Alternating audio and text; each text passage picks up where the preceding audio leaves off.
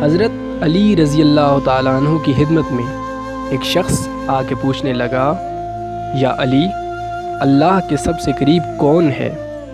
بس جیسے ہی یہ پوچھا گیا تو حضرت علی رضی اللہ تعالیٰ عنہ نے فرمایا، اے بندہ خدا، اللہ کے قریب وہ عورت ہے جو اللہ کے لیے نامحرم سے پردہ کرتی ہے۔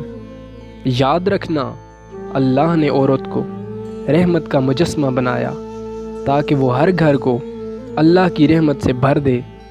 میں نے اللہ کے رسول سے سنا کہ اللہ نے ہر عورت کے لیے ایک فرشتہ مقرر کیا تاکہ وہ عورت کے دل کی آواز کو سنے اور فوراً اس دعا کو اللہ کے دربار میں پہنچا دے۔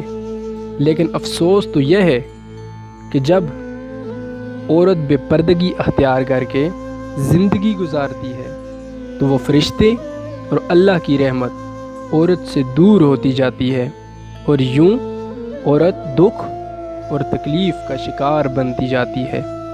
اے بندہ خدا، یاد رکھنا، کبھی بھی کسی باپردہ عورت کا دل نہ دکھانا، کیونکہ نیک عورت کی بد دعا آسمانوں کو چیر کے اللہ کی رضا بن کے کائنات میں نافذ ہو جاتی ہے۔